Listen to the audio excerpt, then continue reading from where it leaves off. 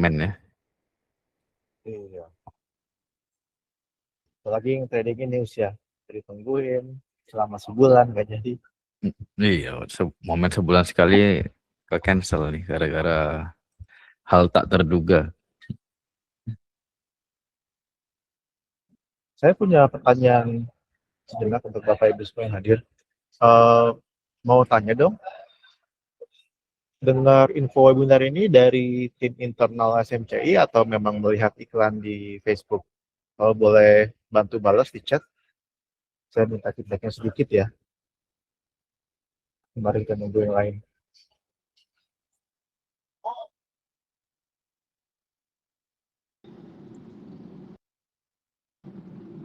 Dari Insta, Pak.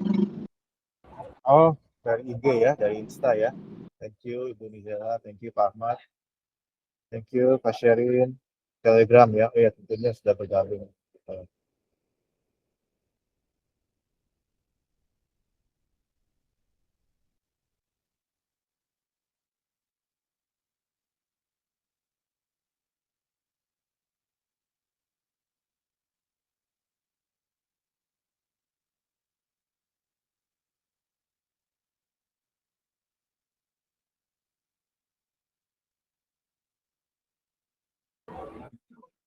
Sebagian besar dari Instagram berarti ya.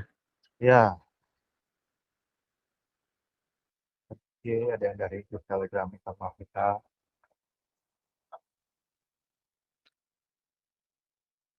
Yang sudah bergabung di SMCI, good to see you again ya. Sudah lama kita nggak berjumpa. Sudah lumayan lama ya Pak Oscar ya, terakhir kita mengadakan webinar ya. Iya, sudah setahun, Pak. Harusnya lagi sering ya. Iya. Nggak Sudah terlalu setahun asing tidak ada untuk kita. webinar. Oke. Betul. Oke.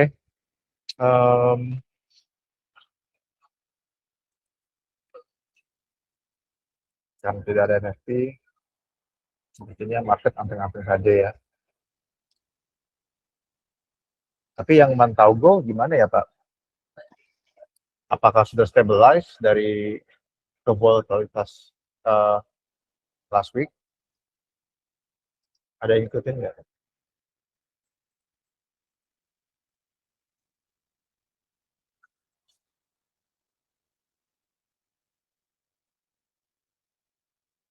Saya udah lumayan lama nggak buka chart Go. Karena kalau sangat volatile seperti itu, kadang stop loss-nya harus lebar ya. Benar ya Pak Yud ya? Iya Pak James. Kalau Go terlalu volatile seperti itu, kita mainnya harus lebih hati-hati dan stop loss-nya agak lebar ya. Iya, range-nya kan udah berubah tuh. Iya. SL kita jadi jauh. Dan harus kita kecilin lot size kita ya. Betul. Iya.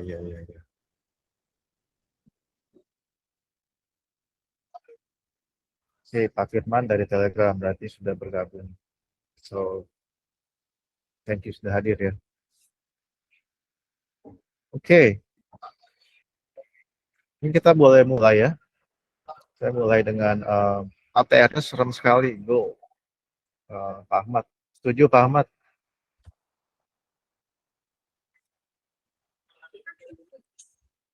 Masalahnya dia habis naik turun ya Pak Ahmad. Kalau dia naik lagi ya nggak apa-apa ya.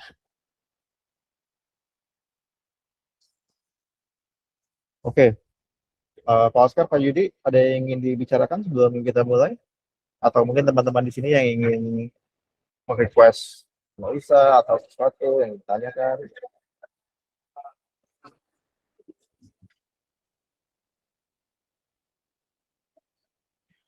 Boleh sambil dimulai Pak.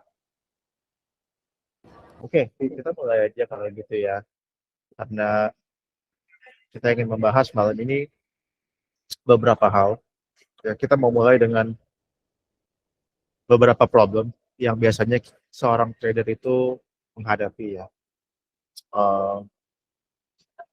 Tentunya banyak dari kita yang tradingnya itu dengan technical analysis ya. Kita sudah paham mungkin berbagai konsep seperti market structure, cara mengambil trend line, support and resistance, breakout, fake out, dan sebagainya ya. Tapi dengan knowledge kita di bidang technical analysis ini, kadang kita masih merasa market itu kadang-kadang susah ditebak ya. Itu perasaan saya ya.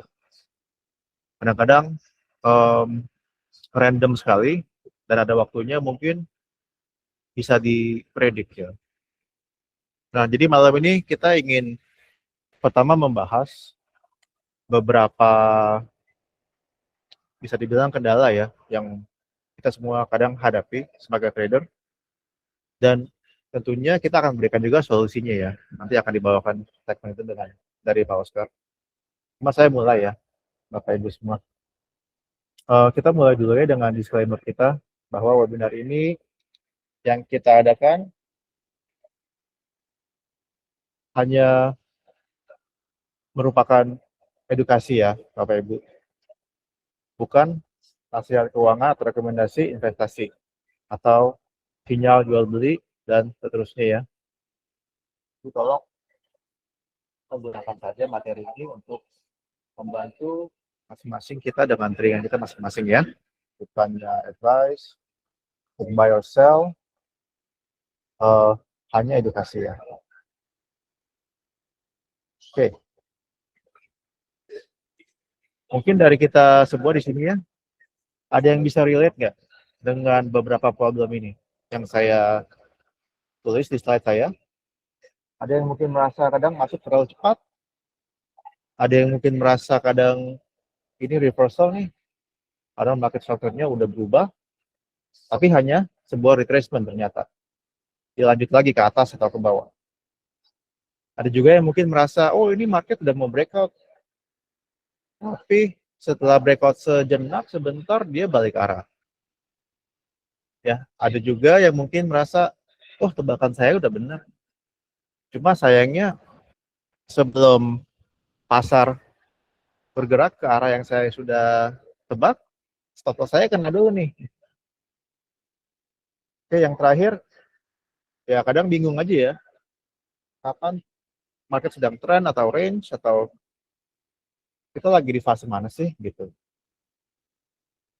Dengan poin-poin ini semua, Bapak Ibu ada yang pernah relate nggak? Boleh dijawab di chat ya.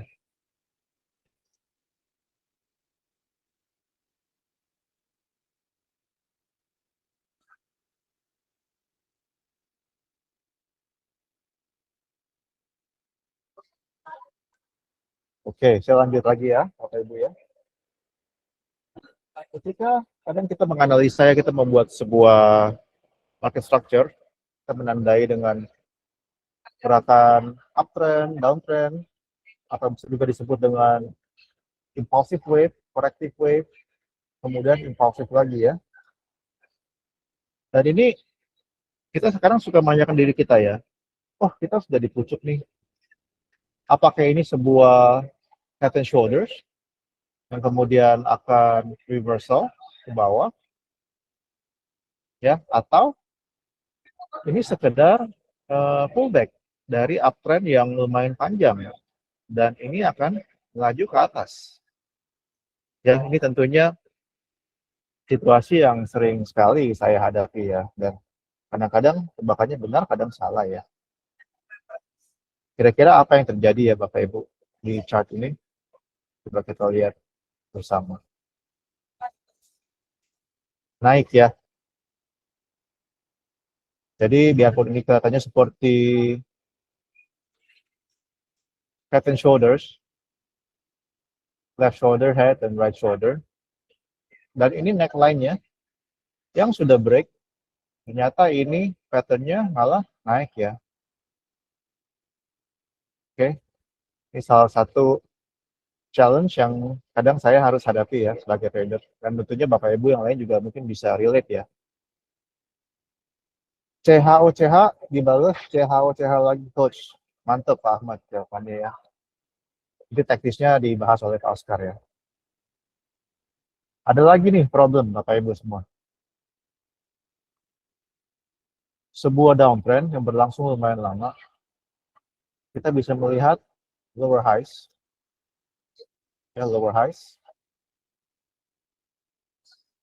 Nah, di sini setelah trend terbentuklah sebuah range ya, horizontal.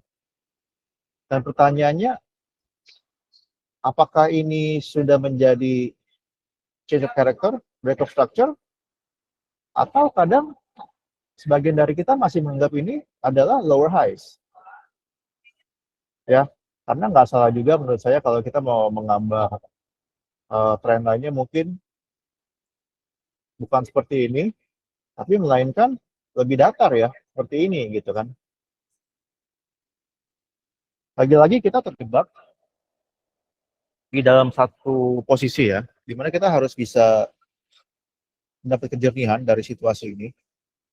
Jadi apakah breakout ini valid ke atas, atau justru ini hanya sekedar pullback karena big trend-nya adalah masih lower highs. Lower high, lower high, lower high, lower highs. Dan dia akan turun. Ya, kita semua tahu ya Bapak Ibu, break and retest itu memang suatu pattern yang bisa diandalkan ya, bisa dibilang. Tapi ada waktunya juga dia akan fail ya. Kira-kira apa yang terjadi di situasi ini? Ternyata kita naik ya. Ternyata break and retest ini successful dan kita membuat tren baru ke atas. Berarti break of structure di titik sini ya, change of character-nya. Benar ya Pak Oscar ya? Iya, betul. Oke.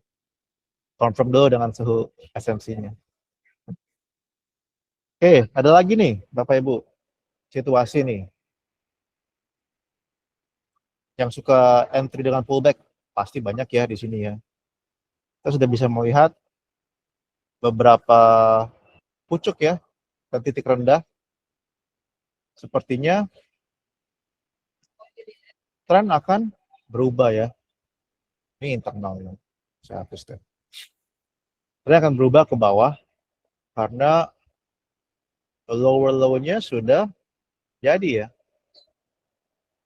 Dan ketika ada momen untuk kita masuk dengan sell limit misalnya di sini, kita senang ya tentunya bisa menggunakan stop loss yang lumayan tight ya menurut saya, dan bisa dapat at least ya 2R 3R ya. Idealnya ya ini setelah menyentuh sell limit kita dia turun ya. Ideal seperti itu. Cuma apa yang terjadi kira-kira Bapak Ibu di situasi ini? Kita kena sweep ya. Kita kena sweep berarti harga menyentuh stop loss kita, mengambil likuiditas di sini, baru kemudian dia turun. Jadi yang sudah menebak sell itu sebenarnya sudah benar tebakannya. Masalahnya di mana? Di timing entry-nya ya menurut saya ya. Atau di masalah kan karena kan stop loss terlalu tight ya, salah satu dah. Nanti Pak Oscar yang akan bahas. Tapi intinya kita sebagai trader ini kan kita menebak arah ya Bapak Ibu semua. Kalau tebakan arahnya sudah benar dan kita terkena sebuah sweep ya, seperti di ilustrasi ini, itu menurut saya sayang sekali ya. Sudah benar mau turun, cuma sebelum dia turun, dia naik untuk terakhir kalinya dan kita out. Dan sebagian dari kita akan ketinggalan move down ini ya. Gimana nih kira-kira ya mengatasinya? Nanti Pak Oscar akan jawab ya. Oke. Nah, terakhir nih ya, yang suka trading dengan demand level, supply and demand. Kita semua bisa gambar ya, Bapak Ibu. Sudah tahu pasti istilahnya drop base rally, drop base drop, rally base rally, dan rally base drop. Ya, sudah hafal di luar kepala ya. Nah, kalau kita lihat contohnya di chart ini, dia sudah menggambarkan dua demand level. Kita bahkan boleh tambahkan satu lagi di sini. Kira-kira begini ya Bapak Ibu, setuju nggak dengan cara saya menggambar? Atau mungkin ada yang mau menambahkan?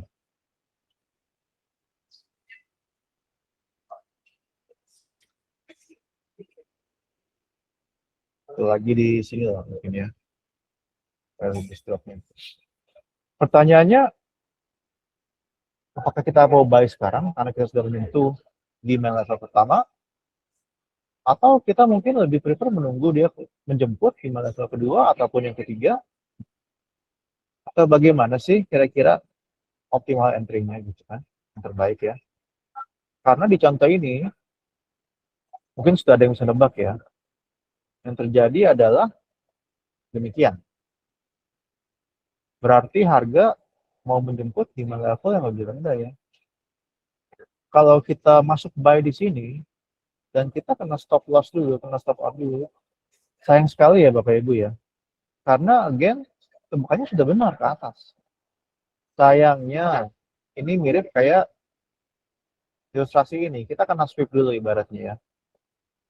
Menjemput likuiditas, baru dia naik.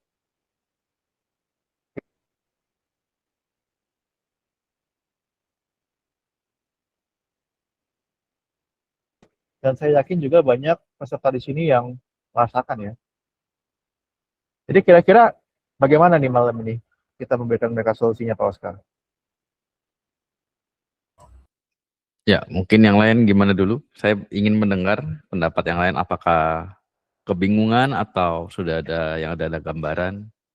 Ya, dari semua ilustrasi ya, mungkin Bapak Ibu bisa sharing. Mau open mic Ya. boleh. Yang sering terjadi itu yang mana? Tebakannya udah benar, kena stop loss dulu. Cara membaca patternnya salah.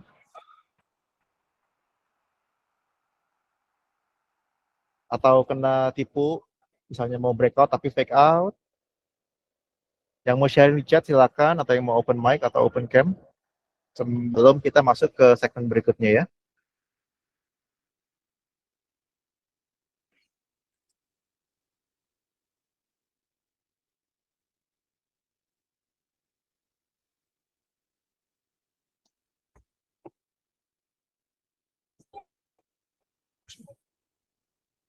Nampaknya masih malu-malu nih kebanyakan. Iya, kita harus panggil namanya Pak Oscar. Kita panggil. Harus Kita call out panggil ini namanya. ya. Kita call out namanya. Oke, kita minta partisipasinya nih. Ada Bapak dan Ibu Ahmad, Ayun, Daniel, Dimas, Eko, Firman, Harsha, Maria, Mizela, Rifai, Romi, Sherin, Silo, Yosef. Kena SL terus naik lagi. Nah, Pak Eko bisa relate nih. Yang lain gimana? Nah, benar nih Pak Oscar dugaan saya. Kena sweep nih Pak. Oke. Kayaknya paling banyak nih. So far baru 2 yang balas nih. Sherin. Oke. Pullback yang mana? Reversal mana? Retracement mana? Intinya gitu ya, bener ya? Kak Sherin ya.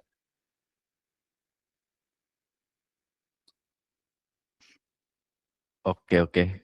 Kalau gitu kita mulai aja Pak, masuk ke intinya ya, ke materinya Pak.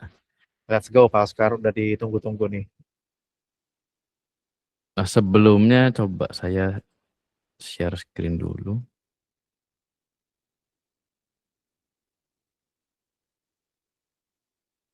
Share screen saya terlihat tidak? Oh, lihat Pak. Oke, aman ya.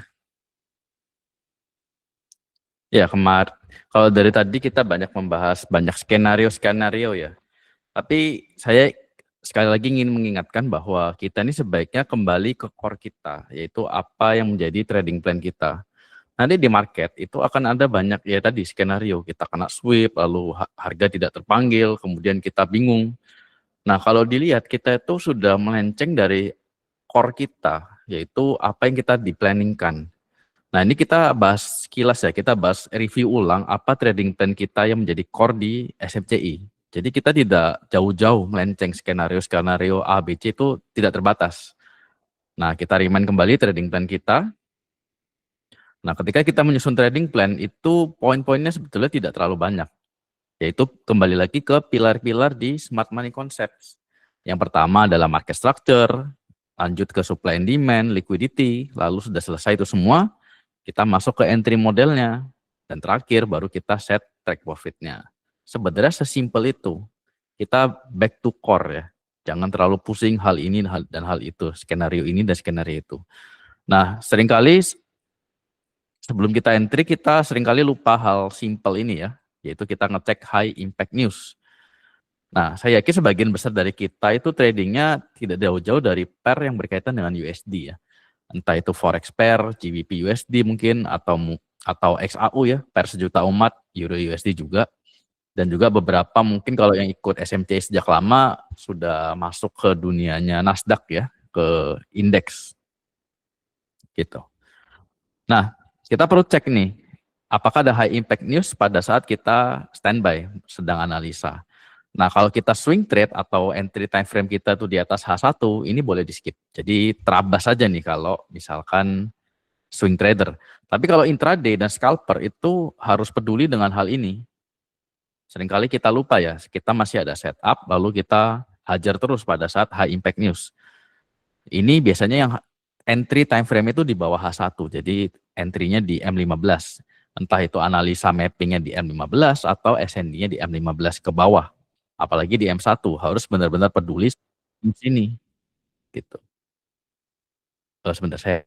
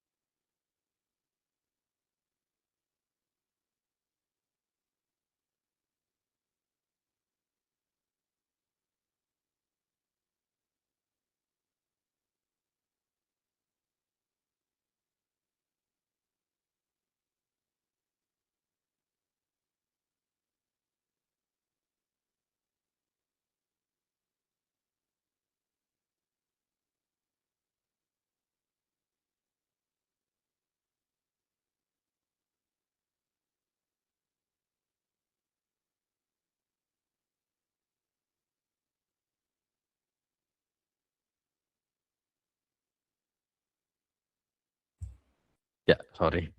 Ada iklan sebentar. Oke, lanjut. Ini kita ngecek di news check ya. Berarti kalau kita intraday atau scalper yang entry di M15 ke bawah, kita wajib lihat ini. Kalau ada posisi running, maka sebaiknya kita close semua posisi 5 menit sebelum newsnya. Biasanya news itu kan setengah 8 atau setengah 9 ya, tergantung daylight time savingnya. Nah, ini mesti hal minor tapi seringkali terlewat oleh kita. Kalau kita ingat ini, kita dapat menghindari dari SL-SL yang tidak perlu. Oke, udah masuk. Kita masuk ke hal berikutnya, yaitu kita ke market structure mapping. Sebenarnya sangat sederhana. Kita di SMC yang pertama yaitu pilar pertama adalah market structure mapping. Kita memetakan market structure. Tujuannya untuk menentukan tren. Contohnya di seperti ini ya. Di sini kita di contoh ini kita lihat trennya sebelumnya bullish, kemudian dia trend change berubah menjadi bearish. Jadi kita harus dapat menjawab pertanyaan ini nih. Tren terbarunya apa? Harus clear apakah bullish atau bearish. Kita tidak menerima adanya jawaban sideways ataupun ranging. Di sini kita sepakat. Nah, kedua, kita menentukan swing high dan swing low terbaru. Dan ini sangat sederhana juga. Swing high terakhir, kemudian swing low terbaru. Ini dua data yang harus kita peroleh juga. Jadi tadi udah ketemu trennya, lalu sekarang ketemu swing structure terbarunya. Ini pertanyaan yang harus terjawab juga. Berikutnya, kita tentukan status dari swing structure-nya, apakah itu strong ataupun weak. Nah, ini materinya sudah sering saya share juga. Dan ini mengapa penting, karena ini berkaitan dengan trading plan kita keseluruhan. Kalau strong ekspektasinya apa, kalau weak ekspektasinya apa. Dan ini semua harus secara mekanikal terjawab. Nah, sudah selesai. Selanjutnya, kita langsung membagi areanya. Kita tarik dari swing high ke swing low. Trading range kita. Jadi fokus kita itu tidak lari lagi dari chart yang begini. kita mempersempit pandangan kita menjadi hanya ke trading range kita, yaitu jarak dari swing high terakhir ke swing low terakhir. Dan itu menjadi trading range kita. Kita bagi dua areanya, yaitu menjadi area harga mahal premium, equilibrium di tengah, dan diskon di bawahnya. Nah, ini data-data yang sudah harus kita peroleh dari sekedar mapping market structure. Gitu. Nah, kalau bertanya, oh, rules-nya apa aja, bagaimana cara mappingnya? Yaitu ada rules-nya cukup panjang, tapi di sini saya mau jelaskan intinya dulu, tujuan dan langkah-langkah dari market structure mapping. Nah, ini ya data-datanya. Nah, sudah selesai itu, baru kita masuk ke pilar berikutnya, yaitu S&D marking. Nah, saya back dulu sebentar ya. Nah, berarti dari sini, dari data sejauh ini aja ya, dari market structure mapping, pilar pertama, kita dapat data apa aja tadi? Kita sudah tahu trennya, kita tahu letak swing high dan swing low-nya, kita tahu statusnya, apakah swing high itu strong atau weak, dan juga swing low-nya. Kemudian kita juga tahu pembagian areanya, premium, equilibrium, discount. Nah, data-data ini penting nih, karena kita mau mempersempit area kita. Kita sudah tahu trennya, area-area yang mau kita perhatikan. Ingat, di dalam trading plan, di dalam analisa itu kita ceritanya mempersempit area dan menganalisa faktor-faktor yang tidak penting, yang tidak relevan, yang low probability. Kita hanya mau mengambil setup yang highest probability. Oleh karena itulah kita melakukan ini semua. Jadi ingat ke skenario-skenario tadi. Walaupun skenario ada banyak, tapi ingat tujuan terakhirnya itu, yaitu mempersempit area dan mencari setup yang high probability. Sudah selesai? Nah, di sini ada sedikit tambahan. Kalau di market structure itu kita juga mau mencari fase. Tadi ada juga yang komen ya, fasenya impulsif atau pullback. Nah, fasenya itu tahu dari sini. Ingat, kita tahu kalau di market itu fase ada impulsif, ada pullback. Kalau impulsif itu mengikuti trennya. Jadi kalau trennya bearish, maka impulsifnya ke bawah, pullback-nya ke atas. Begitu pula sebaliknya, kalau trennya bullish, maka impulsifnya ke atas, pergerakan naik, pullback-nya turun ke bawah. Nah, sekedar itu. Bagaimana menentukan fasenya, itu ada sendiri di internal structure. Dan itu lumayan detail, nanti kita akan bahas di kesempatan lain ya. Yang ini lebih ke trading plan intinya dulu. Nah, udah selesai dari market structure, kita masuk ke pilar berikutnya, yaitu ke supply and demand marking. Nah, masih lanjut nih. Jadi, ketika di trading range, kita akan menemukan nih beberapa area supply dan demand. Pasti ada beberapa. Ya, ada juga beberapa case yang tidak ada. Ya, kalau misalkan tidak ada, berarti tidak ada setup saat itu. Tapi di contoh ini, kita misalkan ketemu beberapa supply dan juga ada demand-nya. Supply and demand zone yang valid, kita marking. Nah, dari sini kita eliminasi lagi. Kita hanya mau supply yang di area premium dan demand yang di area discount. Jadi kita tahu supply itu kan banyaknya penawaran ya. Demand banyaknya permintaan. Jadi di supply itu ada banyak seller. Nah, kita kalau mau menjual barang tentunya di area harga mahal bukan? Dan juga kita kalau mau beli, kita mau minta barang, tentunya kita ingin di harga murah. Oleh karena itulah kita hanya mau entry, supply and demand ini berkaitan dengan area entry. Kita hanya mau entry di tempat banyak orang jualan, yaitu di harga mahal. Dan begitu pula sebaliknya, kita hanya mau buy di area banyak orang yang buy, yaitu di area harga murah, harga diskon. Jadi kita lebih eliminasi lagi nih. Areanya sekarang, kalau sebelumnya luas, kita perkecil dari swing high, swing low, kita perkecil lagi. Jadi hanya supply di premium dan discount di demand. Jadi areanya udah sangat kecil lagi nih, area yang mau kita entry. Dari sini kita juga lihat nih, kita tidak hanya asal ambil setup juga. Setupnya benar-benar yang high quality.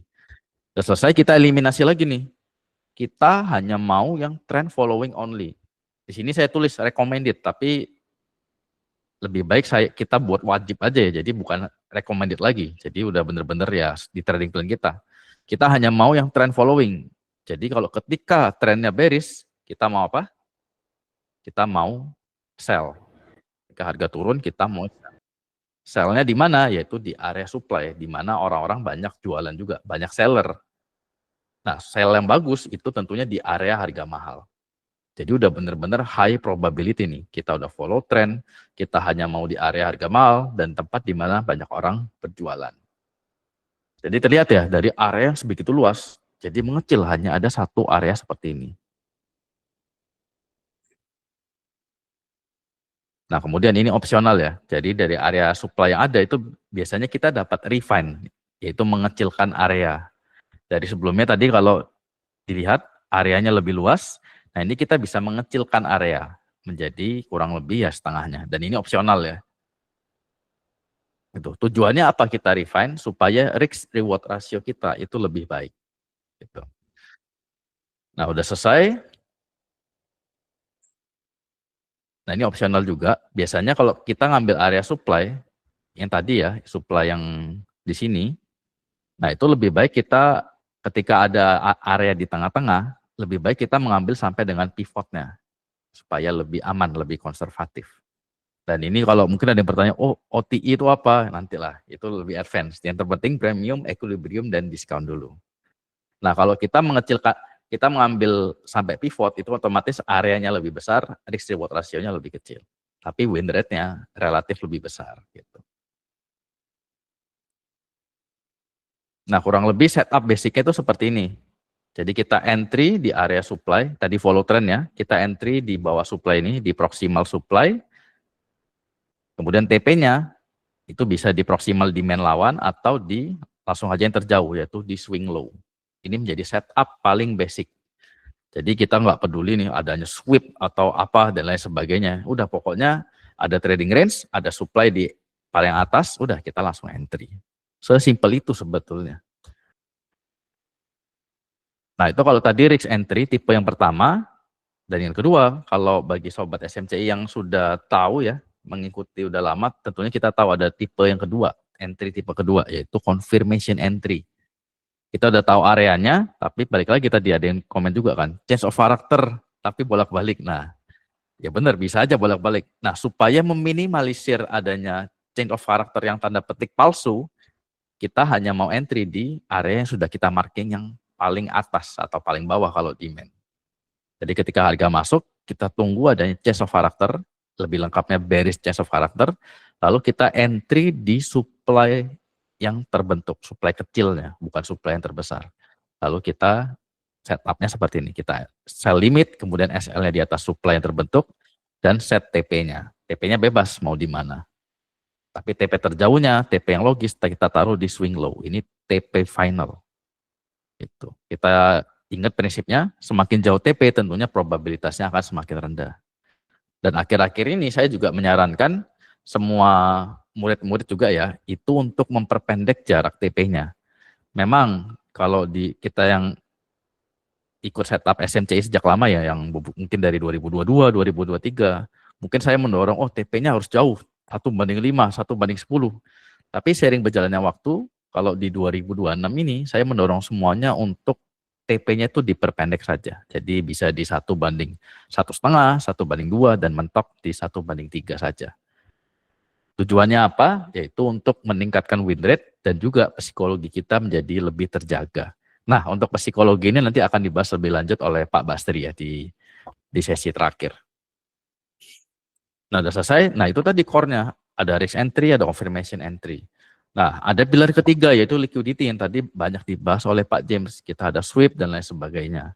Ya, ini memang perlu juga dipelajari. Tapi saya mau mendorong di kali ini, di setup basic seperti kali ini ya, liquidity ini porsinya di kita itu kurang lebih hanya 20%. Sedangkan subjektivitasnya itu sangat tinggi. Oleh karena itu, janganlah terlalu banyak berfokus di hal-hal seperti ini, di supply yang sweep, skenario A, B, C ini terjadi bagaimana. Karena apa ya, banyak yang dipelajari tapi ya hanya porsinya hanya 20%. Masih lebih baik mengingat kembali basic yang tadi, yaitu market structure dan SND. Nah ini kalau dilihat banyak ya, liquidity itu ada banyak, ada ya liquidity yang equal high, equal low, session liquidity, ada previous day high, day low. Ini tentunya akan banyak kita bahas detail ada di kelas-kelas kita ya. Tapi di sini kita mau membahas yang basic dulu aja gitu. Nah, kita lihat contohnya yang simple aja di real chart-nya. Ini contohnya. Kalau tadi di ilustrasi bearish ya. Ini saya kasih contoh yang baru, bearish, yang bullish. Nah ini kalau dilihat di M1 ada break of structure, sifatnya adalah bullish. Ini. Nah kan, dan kalau dilihat kita ada swing low, ada swing high. kita beri statusnya juga, ada strong, ada weak. Kemudian kita bagi dua areanya, premium, equilibrium, dan discount. Ini kebetulan OTI, ini yang lebih advance ya. Tapi anggaplah ini discount saja. Nah ini data-datanya udah lengkap nih. Trennya bullish, swing low, sifatnya strong, swing high, sifatnya weak. Ya sudah, berarti simple. Kita entry-nya di demand ini, kemudian SL-nya kita taruh di swing low-nya. Nah berarti setup-nya seperti ini. Dan after-nya terlihat seperti ini. Jadi setup-nya sebetulnya sangat sederhana. Modalnya hanya market structure dan SND. Di sini sama sekali nggak ada liquidity. Ya walaupun memang kalau lebih detail, oh iya ini ada sweep, lalu ke atas, memang. Tapi core-nya adalah market structure dan SND. Jadi jangan sampai teman-teman terbawa oleh skenario, oh ini ada sweep, ini high, previous day high. Tapi lupa ke core awalnya, yaitu trennya apa, areanya bagaimana, refinement-nya bagaimana, TP-nya di mana. Nah ini contohnya ya, harga masuk ke area entry, TP-nya kita taruh di swing high yang tadi, dan skenario-nya sangat clean ya, hit TP, hasilnya 3R. Nah kalau set mungkin 5R mungkin bisa saja, tapi probabilitasnya akan menurun. Jadi TP-nya cukup sekitar ya 2, maksimal 3. Saya yakin teman-teman kalau menerapkan yang tadi, market structure, SND, memperpendek TP, itu udah probabilitasnya pasti akan naik, performanya akan naik. Nah ini contoh yang kedua, yaitu yang confirmation entry ya. Ini ada bullish trend, kita bagi dua areanya, ada demand yang menarik. Tapi kita belum yakin nih, apakah demand ini akan hold. Karena demand ini mungkin tidak se-clean yang tadi, contoh yang tadi. Oleh karena itu kita mau melakukan confirmation entry, kita pasang alert di demand yang ini. Dan begitu masuk, terjadi change of character, ada indikatornya juga, lalu ada area demand yang terbentuk. Lalu kita entry di sini, kita pasang setupnya di sini ya. Buy limit, SL di sini, TP-nya sesuai standar aja di swing yang weak. Dan afternya seperti ini. Kalau dilihat RR-nya pun sama, nggak tinggi-tinggi juga, hanya 2,5. Saya pribadi menyarankan ya 1,5 atau 2 saja. Jadi ya hanya setup basic seperti itu saja. Asalkan kita menjalankannya dengan baik, kita mechanical, ya sudah, clear. Dan ini saya mau beri contoh lain, misalkan di real chart kondisi saat ini ya, ini kan yang menarik ya.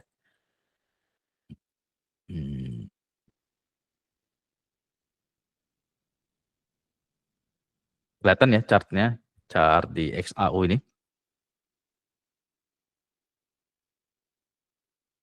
Nah kembali ke basic, misalkan di H4 nih, XAU di H4.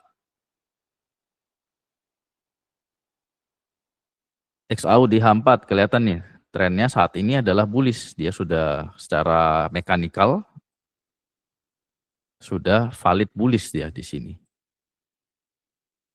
Ya, walaupun kalau setup daily mungkin dia masih bearish ya, tapi kalau di H4 dia sudah menjadi bullish. Dan kita lihat, trennya bullish, swing low di sini, swing high di sini, statusnya sudah ada semua, bagi dua area, tapi tidak ada demand yang terbentuk. Di skenario ini tidak ada demand. Ya walaupun kalau kita lihat demand lama ada ya di sini ya. Ini adalah H4 demand yang lama. Dan kita tarik sampai dengan pivot. Nah kalau kita waktu itu di sini ya, di tanggal 5 jam 6 ini masih ada demand, kita masih bisa entry ya. Tapi kalau di skenario ini, di case sekarang ini sudah nggak ada setup. Ya kebetulan juga udah mau weekend ya, udah mau tutup market nanti udah hari Jumat. Nah berarti di secara H4 nggak ada setup. Gitu. Sesimpel itu. Kemudian di H4 nggak ada setup, kita cek di M15-nya seperti apa. Ini tadi H4 ya. H4 tadi kalau kita bilang ada refinement, nah kita bisa refine sampai di sini sebetulnya. Candle yang ini. Kalau mau paling kecil bisa di sini.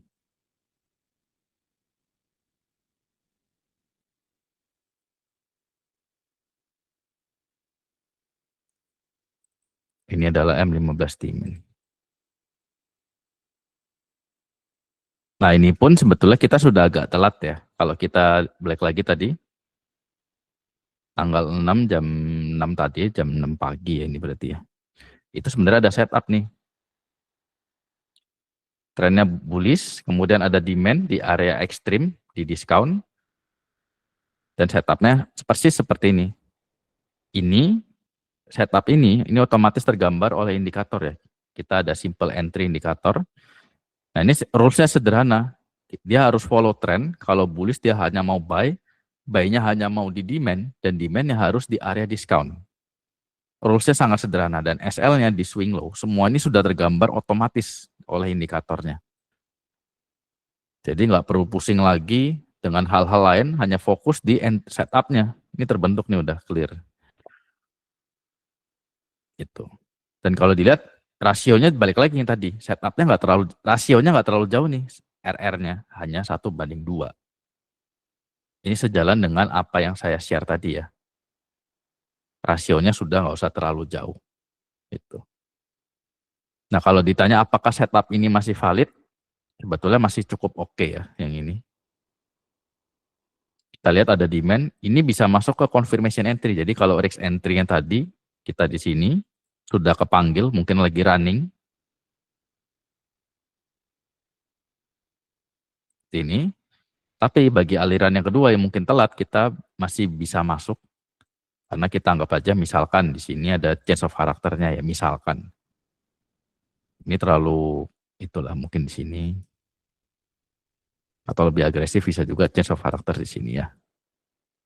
Kemudian ada demand reaksi yang terbentuk, maka bisa tetap bisa valid untuk entry.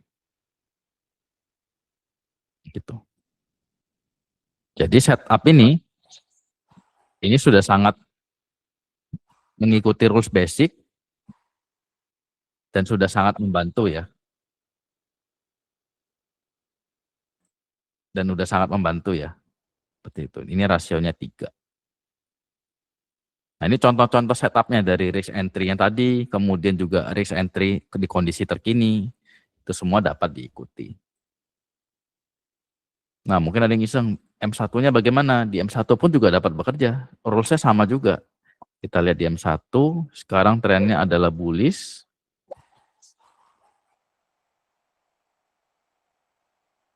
Trennya adalah bullish, maka dia setup-nya adalah yang ini, di bawah ini.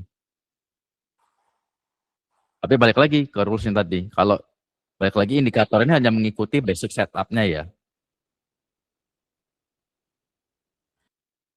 Rasionya kalau dilihat ini 8 mungkin sedikit tidak realistis. Oleh karena itu kalau rasionya terlalu panjang seperti ini, lebih baik dipendekkan saja gitu. Lebih baik ikuti saja yang rasionya masih ya cukup masuk akal lah gitu ya. Nah itu tadi basic setupnya. Kalau teman-teman yang sudah mengikuti, ada yang punya akses ke second, bisa juga. Ini berlaku juga sampai dengan second. Di sini rasionya 12 sudah kurang masuk akal ya, tapi itu juga masih bisa bekerja. Kalau mau cari setup lain, kita coba cari di Nasdaq. Ingat kita selalu mulai dari higher time frame ya, time frame yang besar. Jadi urutannya seperti ini, kita mulai dari higher time frame, kondisinya zoom out, kondisi kita zoom out seperti ini, kita dapat gambaran besar seperti apa. Dari sini kita sudah langsung melihat nih, Nasdaq di H4 itu trennya adalah bullish. Kemudian kita bagi dua areanya, ini ya, swing high dan swing low-nya tahu dulu, statusnya strong swing low, swing high-nya weak. Kemudian kita bagi dua areanya, premium discount, kemudian karena ini bullish, kita hanya mau entry di discount. Jadi kita cari demand-nya. Ini ya. Dan kebetulan di kondisi terbaru ini ada demand-nya seperti ini. Tapi kalau kita lihat sebelum ini terjadi, di demand lama pun ada. Kurang lebih di sini ya. Oh, tapi demand lama sudah kurang oke, jadi kita cari demand yang terbaru aja. Nah, di sini pun setup-nya sama. Ada demand di discount, kemudian langsung set buy limit di sini, TP-nya di swing high yang lawan. Dapat RR-nya 3,5. Nah, kalau dilihat juga nih, dari indikator kelihatan ya, ada supply-supply lawan. Dan ini menjadi target TP kita nih. TP terdekat di sini, next-nya di sini, dan di sini. Bagi kita yang setup-nya buy, supply lawan ini menjadi hambatan. Setiap ada supply, dia pasti bereaksi. Dan kita tidak tahu nih, bereaksinya hanya sedikit atau dalam, atau bahkan menembus. Kita tidak pernah tahu. Kita hanya bicara probabilitas. Ini supply-nya di area diskon, berarti kemungkinan besar dia tidak terlalu kuat. Prediksi saya seperti ini. Kemudian dia karena bullish, dia masih akan lanjut ke supply berikutnya. Kita tidak tahu supply mana yang kuat. Nah, oleh karena itu, kalau kita set TP-nya di sini, di final TP di sini ya, walaupun sesuai rekomendasi dari indikatornya, maka hambatannya sangat banyak. Ada 4 hambatan nih. Setiap hambatan akan menurunkan probabilitas kita, win rate kita. Oleh karena itu ya kita set TP-nya sesuai dengan, kita sesuaikan ya dengan logika. Kita boleh set TP di sini. Nah, kalau saya supply-nya, TP-nya cukup sebelum supply ini dan dapat RR kurang lebih 2R. Dan saya cukup puas dengan hasil seperti ini. Itu. Dan kita lihat H4 seperti itu. M15-nya bagaimana nih kondisinya? Di M15 ternyata kondisinya masih bearish. Tapi kalau dilihat bearishnya dia nih, trennya bearish. Tapi di bearishnya ini nggak ada supply yang oke. Oleh karena itu di indikatornya tidak ada setup. Kemudian ada pertanyaan, kalau bullish gimana kok? Boleh nggak? Kan H4-nya bullish. Jawabannya boleh-boleh saja. Kalau dilihat buy, ada beberapa demand. Tapi ada beberapa alasan demand-nya kurang oke. Yang ini oke, tapi sebetulnya dia sudah termitigate. Gitu. Yang ini paling agresif. Dia tapi di area equilibrium, tapi masih valid. Jadi kalaupun mau entry, setup-nya di sini. Gitu. Tapi kalau mau mengikuti benar-benar rules ya, berdasarkan indikator, berarti no setup. Saya sendiri buka pairnya, buka trading view, lihat setupnya, oh no setup, ya sudah. Biasanya saya sudah tidak entry, sesimpel itu. Biasanya saya hanya ganti-ganti pair dan ganti time frame aja. Saya lihat di M1, nah kalau dilihat ada lagi nih setup, ada demand di ekstrim seperti ini. Setup ini masih valid, karena dia masih di bawah, SL-nya di bawah SL, ini masih valid. RR-nya 7, oke terlalu jauh, kita perkecil saja. Di sini ada supply lawan, berarti kita TP sebelum supply. Dapat hampir 1/5. Perkecil aja, kita 1/3 aja, tidak usah tinggi-tinggi. Nah, segini udah cukup oke. Gitu. Nah, itu kalau mengikuti setup rekomendasi dari indikatornya ya. Dan ini sudah enak, sudah set and forget, nggak perlu khawatir ini itu langsung muncul. Nah, lain halnya kalau sudah yang lebih berpengalaman nih, baru boleh nih, misalkan, oh saya ingin, ini kelihatannya nih sudah ada chance of karakternya di sini. Kemudian, oh ini kan udah di diskon, sudah di area diskon, ada chance of karakter, kemudian ada demand yang terbentuk, berarti valid dong untuk entry. Ya betul, bisa juga. Nah, jadi di sini saya mau menekankan penggunaan indikator dan belajar secara manual ya. Indikator itu untuk melihat secara cepat, oh trennya bullish, ada diskon, ada demand, ada setup rekomendasi, hajar. Tapi kalau kita belajar manual, itu kelebihannya adalah ya kita dapat mencari setup lain yang di rules gitu. Perkara mana yang harus sebaiknya dipakai? Nah, kalau saya pribadi mengikuti yang dari indikator saja. Kelihatan sudah setupnya udah begini, langsung entry gitu. Tidak usah pusing-pusing lagi.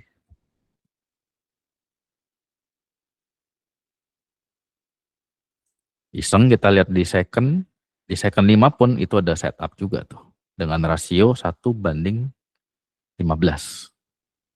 Dan ini masih valid juga nih. Kemudian pair lain kita iseng ya, BTC. Balik lagi kita lihat dari higher time frame terlebih dahulu. BTC clear nih, trennya bearish. Ya. Bearish trend. Dia masih fasenya impulsif. dia belum valid untuk pullback karena internal high-nya terakhir di sini. Kalau kondisi seperti ini kita nggak usah terlalu peduli impulsif pullback, tidak usah. Pokoknya ada setup nih, ada supply, ada 2. Ya udah ini udah oke untuk entry. Kalau saya akan menggabungkan kedua supply ini. Menjadi setupnya seperti ini. RR-nya 3 cukup oke. Kalau berdasarkan indikator dia akan memperoleh rasionya 10 ya. Mantap ya. Kemudian kita lihat di M15. M15-nya sedang bullish. Berarti dia berlawanan dengan H4. M15 pullback bullish berarti ini sedang pullback-nya H4 gitu. Di M15 ada setup seperti ini. Udah ini ikuti saja rasionya 3. Udah sangat simple. Langsung entry bisa. Di M1 kita lihat. M1 ada setup juga bullish buy di demand. Tapi demand-nya kurang clear sebetulnya ya. Saya sendiri ya oke, masih oke untuk entry. Tapi rasionya agak sedikit terlalu rendah dan areanya kurang oke. Jadi menurut saya stay saja di M15 paling rendah. Second bagaimana kok? Oh, secondnya lumayan clear nih. Boleh juga. Boleh di sini ya, perbesar aja. Seperti ini. Boleh juga untuk entry. Nah itu tadi, kalau dilihat cari setupnya sangat simpel ya. Kita lihat trennya, kita lihat area SND-nya, langsung pasang entry limit order, SL, dan TP-nya. Kemudian ketemu rasionya. Sebetulnya sangat simple. Kalau dilihat juga, oh nggak ada sweep, nggak ada lain sebagainya ya. Cukup simple. Gitu. Jadi saya mau remind kembali untuk semuanya kembali ke core-nya. Yaitu market structure dan SND. Itu udah 80%. Nah sejauh ini, dari tadi saya ngomong nih. Nah bagaimana nih yang lain? Apakah ada tanggapan, pertanyaan mungkin?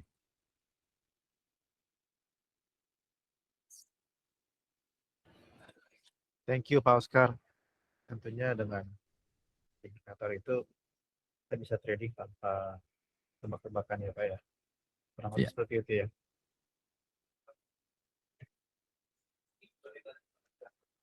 Mungkin ada komen yang bertanya Pak, bisa coba tolong dicek. Ya ada yang mau nanya Bapak Ibu sekalian? Mungkin mau tahu cara installnya, cara narik titiknya Pak Oscar ya. Itu udah di auto plotting ya, auto drawing dan nggak perlu tekan install lagi ya. Semuanya sudah auto itu. Sudah Udah auto setupnya ya. sudah terdraw otomatis ya.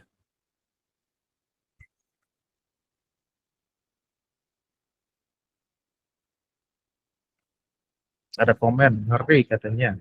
Ada pertanyaan ngeri. Ngeri dalam artinya tuh mantep gitu Pak Oscar. Kalau SND-nya ada beberapa dipecah, entry-nya gimana kok? Boleh tuh Pak Oscar tolong jelasin. Kalau SND-nya ada SND, beberapa dipecah, entry-nya gimana kok? kita lihat contohnya ya, ada contoh case seperti itu enggak ya? Kalau SND-nya ada beberapa.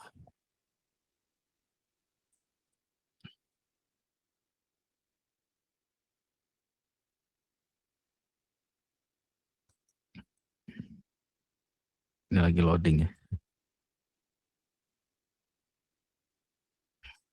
Kalau SND-nya ada beberapa, boleh dipecah. Contoh seperti ini ya. Oh, demand-nya ada 2. Ini ada banyak kemungkinan, ada banyak hal yang dapat kita lakukan. Kita hanya mau entry di ekstrimnya saja.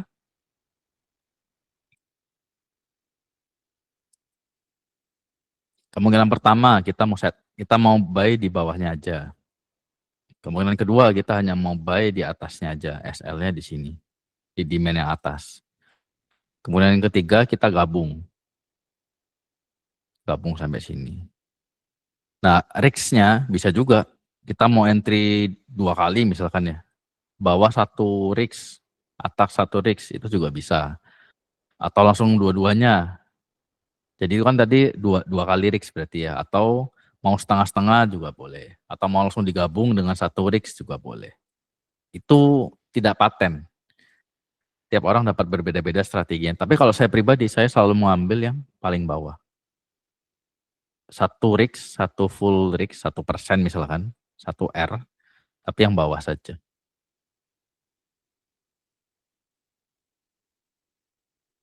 Sesimpel itu. Dan rasionya saya biasanya set di 2 atau 2,5. Kebanyakan saya menemukan sweet spot-nya itu di 2R. Itu paling oke. Oke. Next. Ada pertanyaan, Ada apa lagi? rekomendasi broker. Untuk broker menggunakan apa ya? Kalau untuk indikatornya sendiri, Pak Andrian, itu kita pasangnya di TradingView. Brokernya terserah ya. Kalau memang malam ini kita sedang mengadakan promo, jika Bapak Ibu semua berkenan menggunakan indikator ini secara gratis, cukup membuka account di broker partner kami, EDC ya, dengan minimum deposit $100. Nanti kita akan bagikan lagi nantinya. Setelah ini, ada yang request, Pak Oscar, bisa analisa GBP NZD. Doom apa ya saya kan? DOMS, depth of market Pak. Waduh ini permintaannya sangat advance ya ini. Oh, ini Om Beruang. Ya, harus dituruti Pak, kalau Om Beruang yang request. Iya, depth of market nanti itu ya Pak. Mungkin di kali ini kan terlalu depth itu ya Pak ya, terlalu dalam ya Pak ya. Depth of marketnya terlalu deep gitu. Jadi mungkin kita belum bahas dulu ya kali ini ya.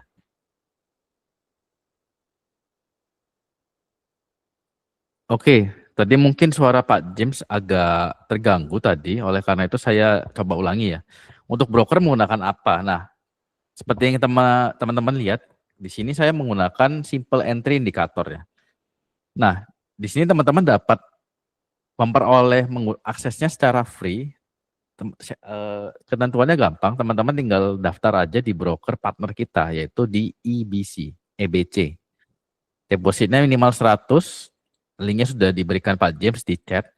Nah, teman-teman silakan daftar, kemudian deposit, kemudian mulai trade aja. Nanti silakan kontak ke kita.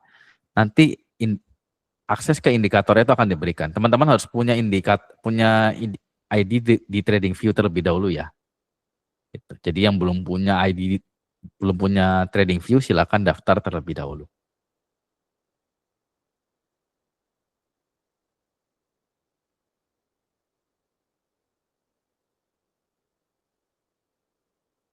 Oke, pertanyaan sudah tidak ada lagi. Mungkin saya persilakan untuk Pak Basri ya untuk sesi berikutnya. Silakan Pak Basri. Oke, sebentar kok. Oke, perkenalan dulu Pak. Mungkin ada beberapa teman-teman belum kenal nih. Introduction dulu. Sebentar ya.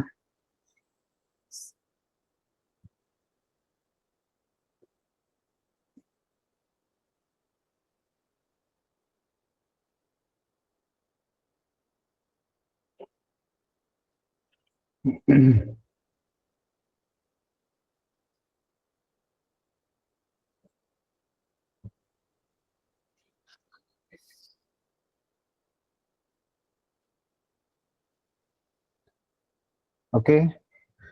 Halo, selamat malam semua. Selamat Salam malam. kenal ya. Salam kenal, perkenalkan nama saya Wahyudi Basri, saya salah satu mentor di SMCI ya.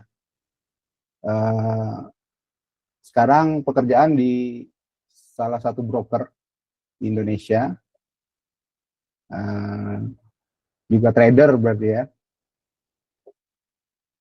Jadi malam hari ini kita langsung aja nih. Eh, materi yang akan saya sampaikan ini terkait money management sebenarnya. Mungkin bisa dilihat ya di layar. Tapi kita kalau bicara money management itu sebenarnya kita udah sering ya, udah sering bicara tentang money management. Jadi saya akan memberikan sedikit insight yang berbeda pada malam hari ini. Lebih sedikit keluar dari money management yang biasa kita pelajari di dunia trading ya. Jadi judulnya ini Capital Allocation and Recovery Framework. Ya. Jadi pada malam ini saya akan membuka sedikit tips dan trik ya bagaimana professional traders untuk protect kapitalnya mereka dan survive dari drawdown. Oke, ya. Jadi catatannya adalah trader itu gagal bukan karena sistem yang jelek, tapi biasanya karena kehabisan modal. Ya, mungkin kita sepakat ya, kehabisan modal. Jadi sudah nggak bisa apa-apa ya kita deposit lagi, gitu kan?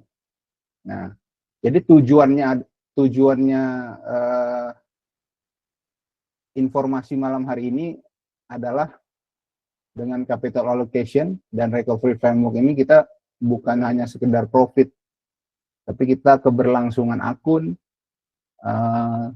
konsisten, terus kita memprotek kapital kita, capital protection gitu ya.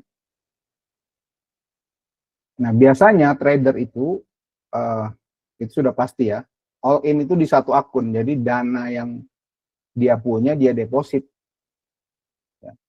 All in di satu akun, jadi dia tidak punya backup gitu ya, tidak punya dana cadangan. Jadi recovery-nya itu menggunakan emosi, ya. Akhirnya overtrade, terus loss gitu ya. Nah, 80% trader gagal itu karena risk dan capital mismanagement. Jadi udah belajar nih risk reward ratio, risk per trade gitu ya, tapi kok masih loss ya, tapi kok masih MC, masih habis gitu ya. Jadi kita memperbaiki mindsetnya agar lebih luas lagi dari segi money management ya. Nah, jadi di capital allocation framework yang saya berikan malam hari ini, di situ di slide ada ya, modal tidak sama dengan akun trading. Ya. Jadi trader profesional tuh tidak menaruh seluruh dana di market gitu ya. Jadi cash is a position gitu. Dia harus ada cash yang disiapkan di belakang akun tradingnya. Ya. Ini agar kita pertama psikologi kita dalam menghadapi akun trading kita sendiri itu bisa lebih baik ya.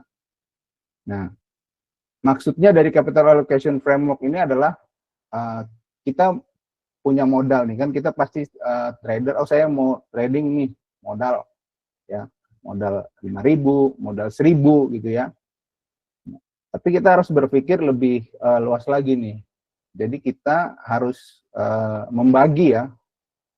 Framework ini maksudnya capital allocation ini kita membagi nih trading account yang untuk kita trading dengan cash reserve. Misalnya saya mau mulai trading dengan modal $10.000. Ya. Nah, biasanya professional traders atau fund manager itu tidak memakai seluruh dananya di market gitu. Jadi dia membagi ya, ada dibagi trading account-nya 5.000, kita 50, ini contohnya 50% ya.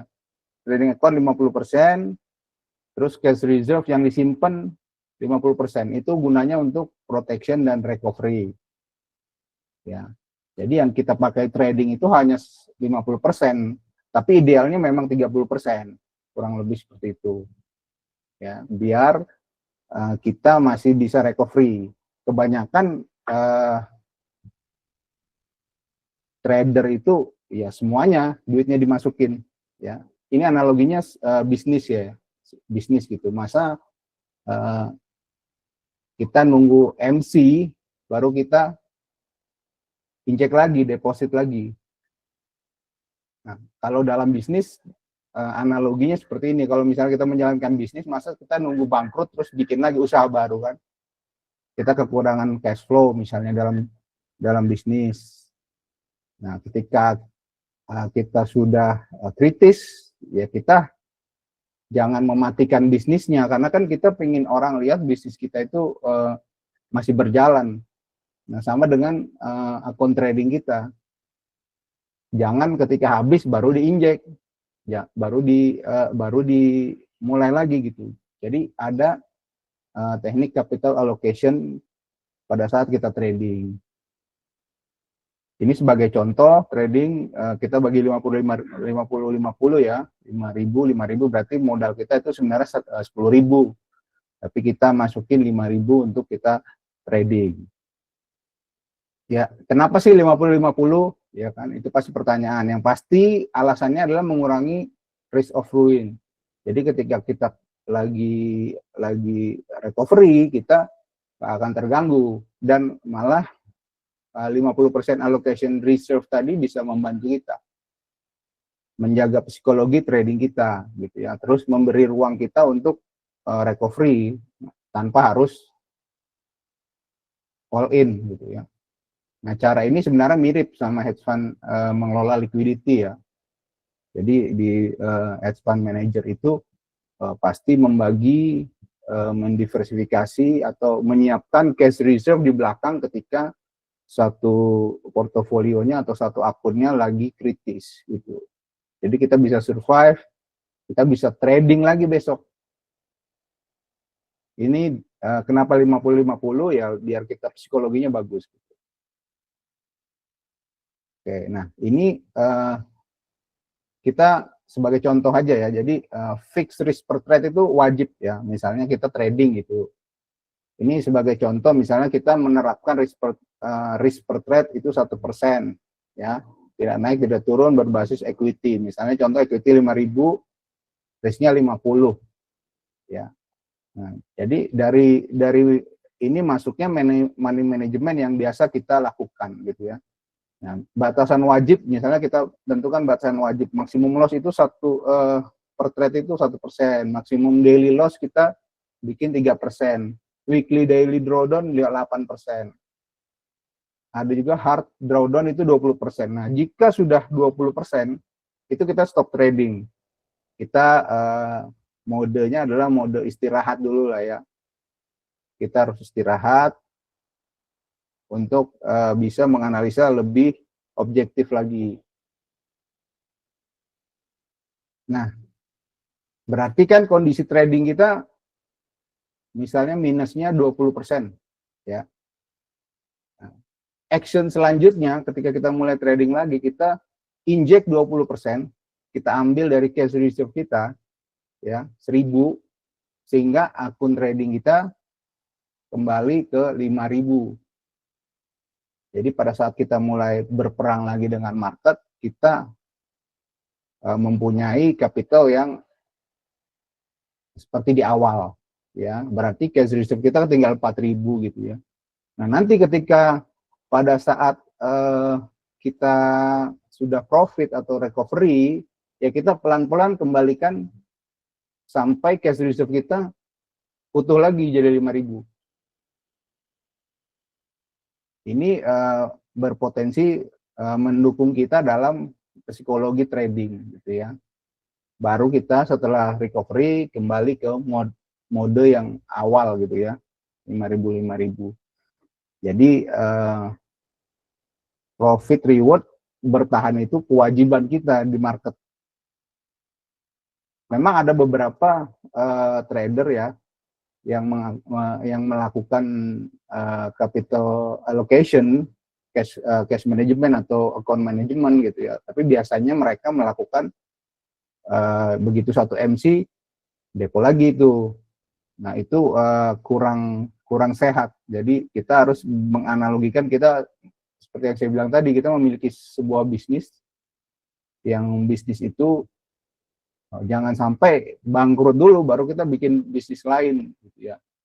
Sebaiknya memang harus ada cash reserve di belakang buat mendukung cash flow kita yang kurang, atau misalnya lagi proses recovery, tapi nanti kita balikin lagi. Kurang lebih seperti itu recovery framework dan capital allocation.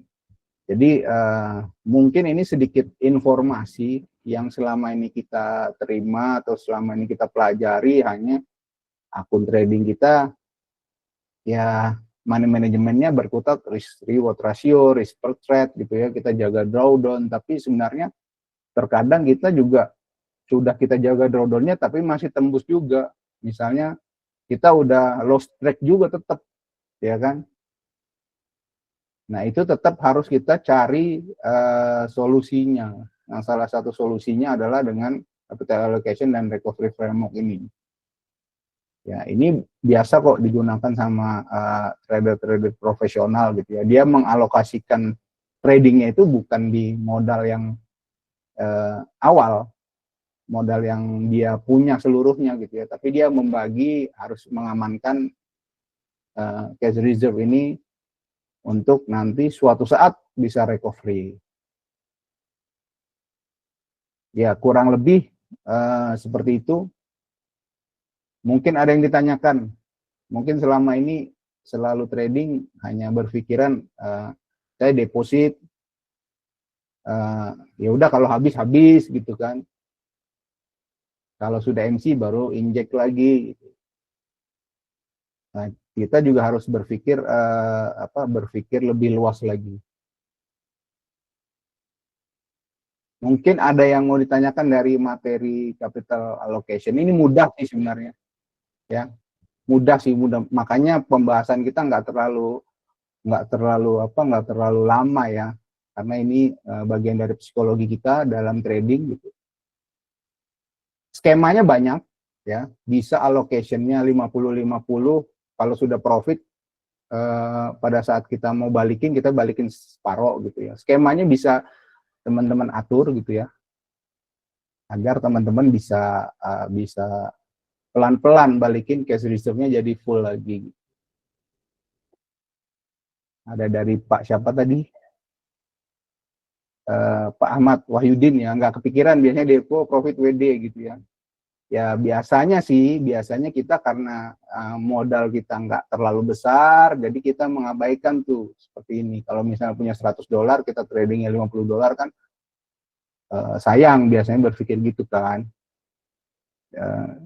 Ya tapi anggaplah sebenarnya ini pelajaran, supaya kalau kita misalnya nanti punya dana kelola yang lebih besar, ya kita harus melakukan hal seperti ini nih. Deposit WD biasanya cuma satu akun aja yang dilihat gitu ya, atau misalnya cash management gitu, satu MC masuk lagi, satu MC masuk lagi, itu salah satu juga. Tapi ini yang saya berikan agar teman-teman bisa dikembangkan sendiri, biar kita nggak terpaku pada modal trading kita, tapi lebih ke luas bisnisnya ini, kita siapkan modal berapa.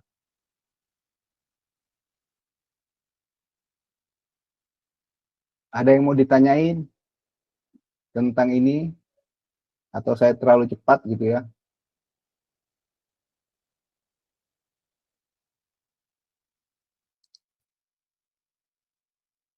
Iya, bagi teman-teman yang ada kendala pertanyaan di psikologi, kemudian risk management, boleh tanyakan ke Mbak Basri. Ini masternya di aspek itu tuh. Mumpung ada beliau, silakan ditanyakan sepuasnya ya. Ya, saya Tentang rasa risk kok management, strategi prop firm ya, semua banyak. sebenarnya kita tahu nih kalau trader ini penyakitnya kita tahu ya. Kita sebagai trader itu tahu penyakit kita sendiri ya, over trade, overload ya, over confidence. Tinggal bagaimana cara kita mengatasi aja.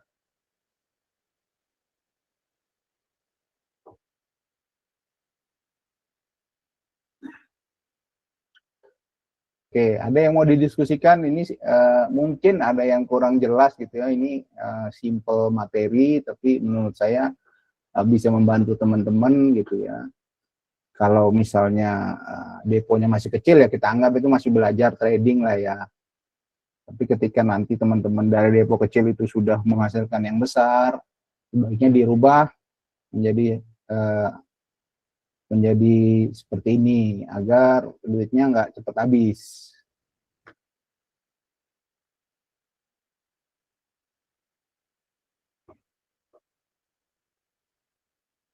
Kayaknya nggak ada, kayaknya udah pada paham semua kayaknya Oscar. Sudah terlatih mungkin ya. Minta Oke, slide yang nanti maksimum drawdown tadi. Boleh boleh Pak, boleh. tolong di rollback ya. Oke, ini ya. Oke, ini adalah bagian dari turunannya yang tadi gitu. Jadi kita walaupun kita capital allocation, tapi tetap juga trading di yang akun utama kita ya harus benar-benar ya. Kita harus tetap juga bikin batasan-batasan wajib ya.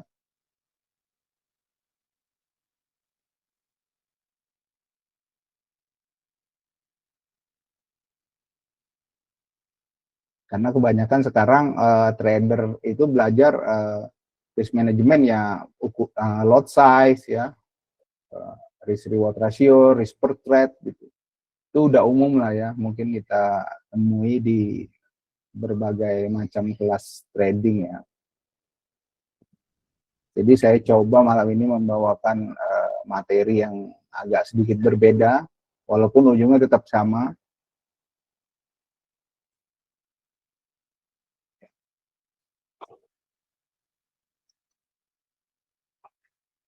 Jurnal trade silahkan Pak, mau dibuat seperti biasa ya. Jurnal trade dibuat seperti biasa, itu kan untuk akun trading kita, untuk riset akun trading kita ya, agar strategi trading kita itu lebih optimal. Tetap dibuat seperti biasa. Ini adalah tambahan ketika kita misalnya punya dana yang besar atau ada investor ya, kita bisa gunakan metode ini.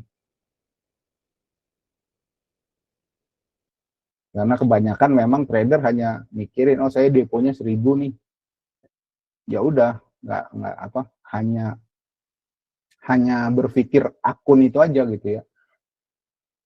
Mungkin kita sudah melakukan juga ya secara nggak sadar, oh berarti karena saya gaji saya 2.000 per bulan, ya nanti kalau habis bisa depo lagi kok gitu. Tapi sebaiknya memang sudah ditentukan nih dari awal ya, sama seperti kita membangun bisnis lah. Pada saat kita membangun bisnis, kita harus ada spare dana untuk operation. Jika penjualan tidak tercapai atau lagi pasar lagi sepi ya, kita harus tetap bayar karyawan, tetap bayar listrik. Ya kita bisa ambil dari dana cash reserve yang kita simpan di bank. Ada pertanyaan Pak, saya baru belajar trading, psikologis apa yang perlu dipersiapkan? Terus jurnal trade apakah masih tetap dibuat? Apa biasa menggunakan apa? Oke, kalau yang pertama ya Mbak Ayun ya, Mbak Ayun kalau baru pertama belajar itu yang penting basic, yang perlu kuat itu harus basic. Jadi misalnya kita nggak punya basic, belajar yang seperti tadi itu tarik-tarik garis ya, market structure itu nggak akan dapat. Jadi mindsetnya yang penting jangan buru-buru kalau trading. Bukan artinya saya mau belajar trading, artinya trading nanti bisa bikin saya dapat duit ya. Tapi kita harus psikologi kita, artinya kita mempelajari trading itu untuk apa? Untuk nanti mengembangkan bisnis kita. Jadi psikologi yang disiapkan adalah bukan untuk cepat kaya ya, tapi dipelajari basicnya benar-benar, mulai dari yang paling basic apa itu candlestick ya kan, analisa itu basic seperti apa ya, terus marketnya itu eh, seperti apa, pairnya apa aja, ya. Kalau bisa ya jangan ikut-ikutan.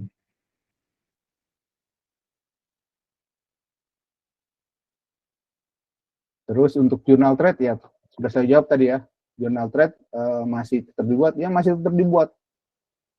Karena ya jurnal itu penting untuk mencatat transaksi kita.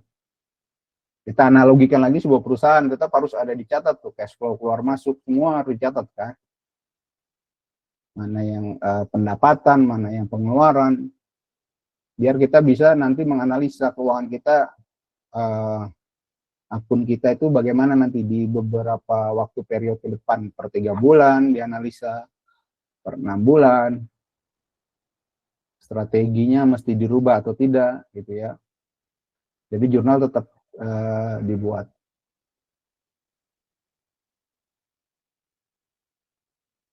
Kalau jurnal kita pakai Excel aja sih sebenarnya. Kalau jurnal itu Excel, kita journaling, open posisi yang sudah kita yang kita lakukan gitu ya. Sebisa mungkin real time nih ketika open posisi di journaling sampai keputusan buy-nya itu atau sell-nya itu ada di dalam jurnalnya itu ya, seperti yang pernah diajarkan. Sehingga kita bisa, data yang kita dapat tuh lebih bisa membantu kita ke depannya untuk strategi kita. Sama-sama Pak Ahmad Wahyudin ya. Semoga bisa tradingnya lancar ke depannya.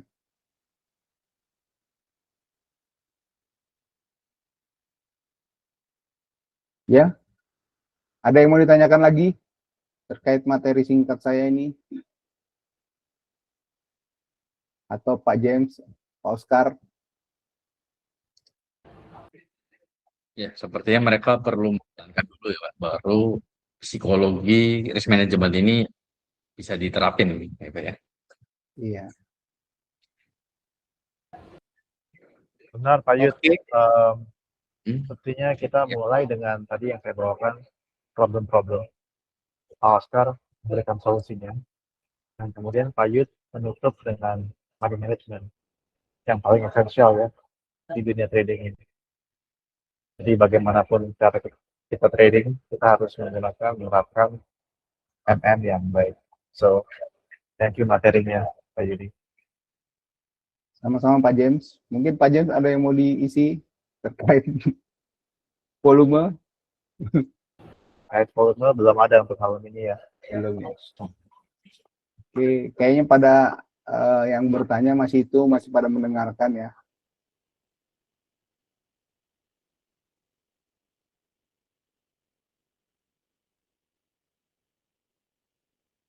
Ada satu lagi masuk Pak Yud.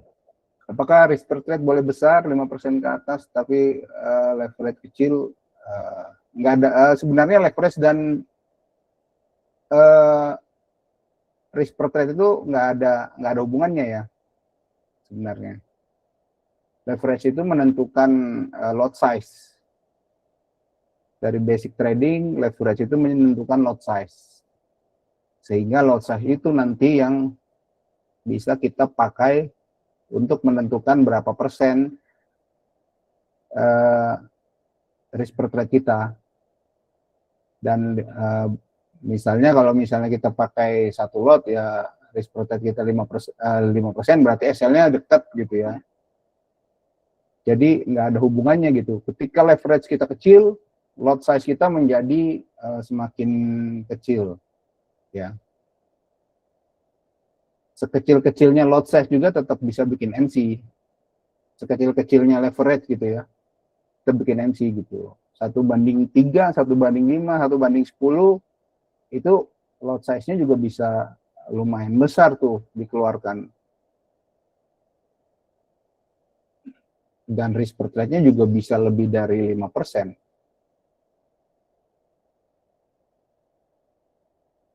Jadi risk per trade itu adalah ukuran kita sendiri gitu ya.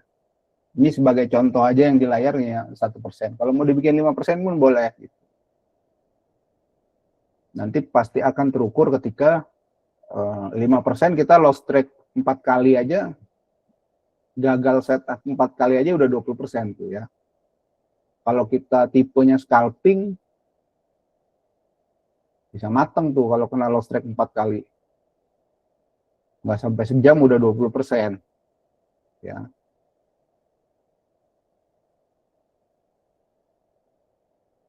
Jadi untuk risk per trade bisa diatur sendiri, terus besar juga boleh, tapi rawan untuk loss-nya gitu ya. Kalau risk per trade di Profom itu sebaiknya maksimal sih 1% ya kalau saya biasanya maksimal 1%. Nah, tergantung gaya trading juga. Kalau gaya trading, kalau misalnya kalau swing ya kita 1% itu udah besar banget ya. Tapi kalau scalping mungkin bisa dibagi lagi jadi 0,25 gitu ya persen. Karena nyawa kita kalau di Profom itu kan hanya 10%. 10%, hanya 8% gitu ya. Jadi sebanyak-banyaknya peluru pada 10% itu harus kita tentukan. Makanya pentingnya kita memahami strategi kita trading ya. Kalau kita tahu strategi kita, win rate kita, terus risk reward kita bisa menentukan risk per trade-nya secara optimal. Misalnya saya swing gitu ya, saya pakai 0,5% per trade gitu. Saya tahu nih RR saya kalau 1:3 itu win rate saya 60% atau 70%. Nah, masih masuk lah gitu ya. Kalau semakin win rate saya turun, semakin RR saya naik gitu, itu bisa kita tentuin dari journaling tadi sebenarnya. Coba kalau Pak Ahmad Wahyudin ini strateginya, bukan strategi ya, maksudnya typical tradingnya seperti apa Pak? Mau buka mic juga boleh Pak, sambil ngobrol.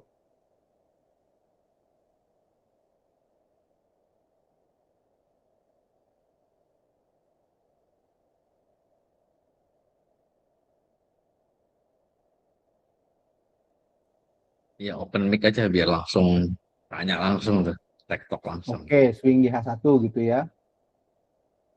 Saya rasa sih cukup sih 0,5 gitu per trade kalau di H1.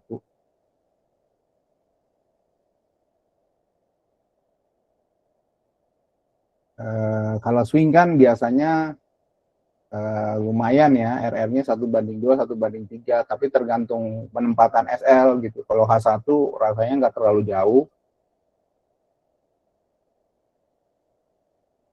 Tapi rata-rata yang lolos Profom, yang sukses Profom, itu risknya pasti di bawah 1. Kalau di atas 1, biasanya gambling tuh, para gambler tuh. Bridge atau lulus gitu kan.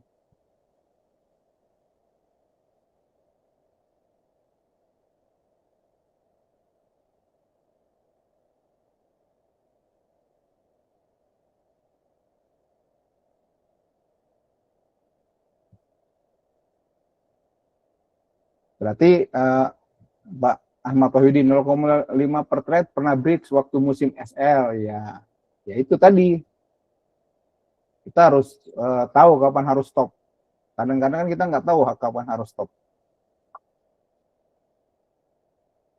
SL sudah bridge 5 kali, SL 5 kali beruntun gitu ya. Mau recovery sulit. Apalagi kalau di Profom sangat sulit tuh recovery-nya kalau sudah minusnya besar. Nggak kayak trading akun kita biasa, ketika kita injek lagi bisa fresh lagi kan. 0,5 per trade berarti kan termasuk sering ya open posisinya.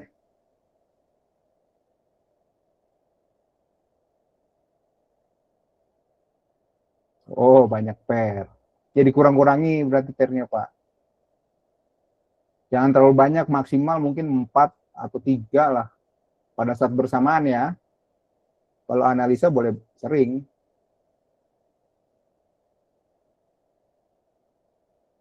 Boleh banyak kalau analisa ya, mau 10 pair, tapi pada saat open posisi ya jangan sampai banyak. 3 cukup gitu. Karena ketika kita anggaplah ini simulasi ya, kita misalnya masuk 5 pair, masing-masing 0,5 ya berarti kan 2,5 total ininya ya, total risknya ya.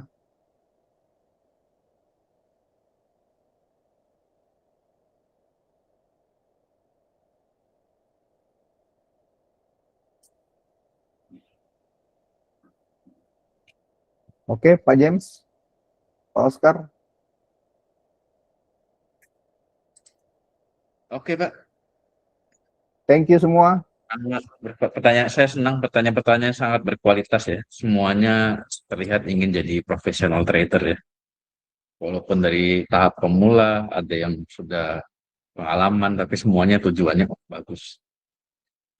Ya, mungkin saya tambahkan aja yang belum bergabung dengan Telegram SMCI, silakan bergabung ya. Free kok. Kita sering adakan updates atau promo atau announcement apapun itu. Jadi kedepannya kita tentunya akan mengadakan lebih sering ya webinar seperti ini, Pak Oscar, Pak Yudi ya. Iya, betul. Dan mungkin bisa di-remind lagi, Pak, itu promo kita hari ini. Ya, jadi seperti yang Pak Oscar sudah sharing tadi, kita ada bekerjasama dengan EBC, broker EBC. Jadi cukup dengan Bapak Ibu membuka account dengan minimum deposit of $100. Kita pun nggak menentukan minimum trading lotnya, Pak Oscar ya. Iya. Ya, tidak. Yang penting aktif aja ya, Pak ya. Ya, Yang penting aktif aja.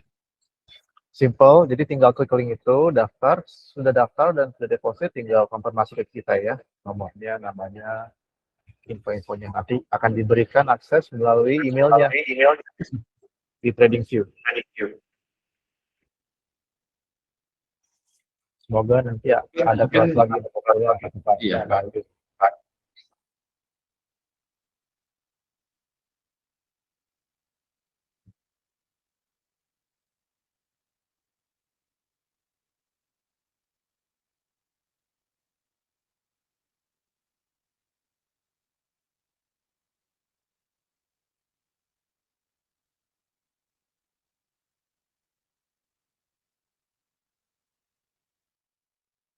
Oke, kalau tidak ada pertanyaan lagi, mungkin kita sudahi dulu ya, Pak, malam ini. Sudah jam 9.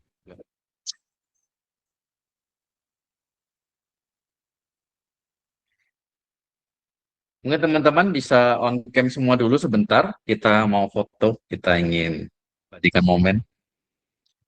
Ayo semuanya silakan on cam. Saya ingin lihat wajah-wajah trader tips SMCI.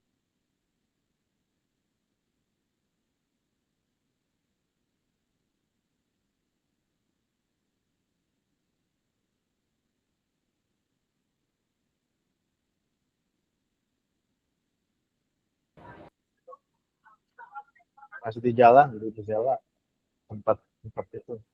Iya nih, belum pulang nih, Bu Pulang Mize. Bisa. Jalan belum pulang. Di jalan Jalan dulu. juga beli LM. Oh, LM. Kita, Siap. Ya, kita mumpung ya. lagi turun ya. Iya, mumpung lagi turun. Belum pulang nih jadi. Belum pulang. Belum biasa. Iya. Hati-hati di jalan kalau begitu ya. Iya.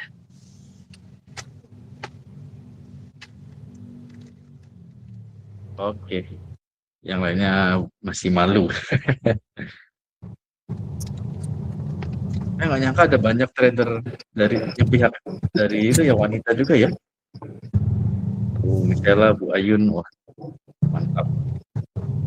Eranya trader wanita nih ya. Yang cowok-cowok jangan mau kalah nih.